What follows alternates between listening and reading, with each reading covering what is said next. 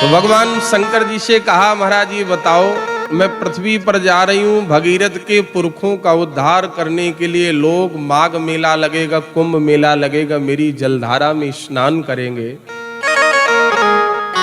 तो महाराज लोगों के पाप धोते धोते मैं स्वयं पापनी न हो जाऊं, मैं स्वयं मैली न हो। और आप लोगों का तो बड़ा सौभाग्य है कि गंगा मैया के तट पे आप लोग रहते हो।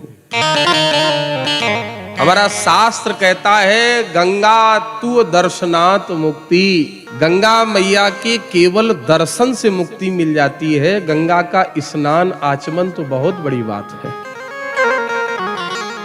पुराणों में तो यहां तक कथा आई है कि मरने वाले के कान में केवल गंगा शब्द कह दिया जाए तो महाराज उसकी मुक्ति हो जाएगी, उसको मोक्ष मिल जाएगा। गंगे तु दर्शनात् मुक्ति, गंगा मैया तुम्हारे दर्शन से मुक्ति मिलती है।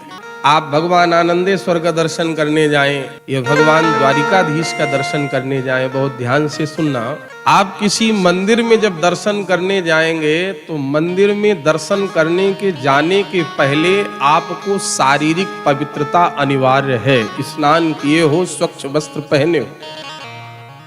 लेकिन इतने लोग बैठे हैं, मैं हाथ जोड़ के पूछ रहा हूं, गंगा मैया में जब दर्शन स्नान करने जाती है तो गंगा मैया कभी पूछती हैं कि पवित्र हो कि नहीं हो?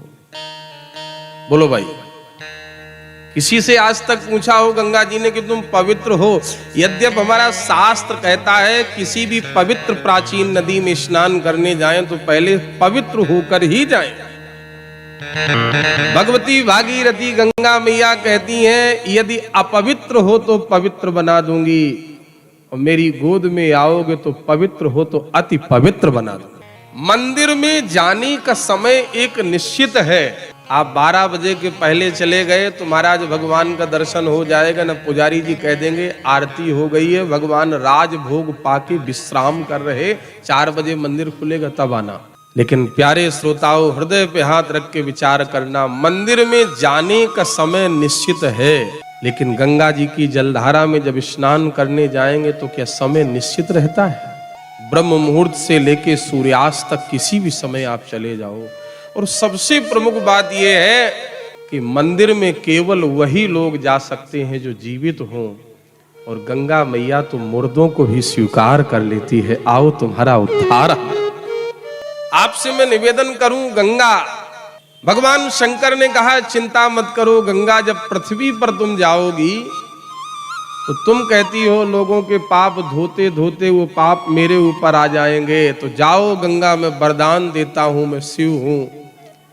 कालांतर में जब भारतवर्ष की पावन वसुंधरा में महाकुंभ जैसे आयोजन होंगे और उन श्रेष्ठ आयोजनों में बड़े बड़े सिद्ध महात्मा जब तुम्हारी जलधारा में स्नान करेंगे तो उन महात्माओं की तपस्या के प्रभाव से तुम्हारे भी पाप धुल जाएंगे। जाओ, मैं ये आदेश देता हूं, वरदान देता हूं।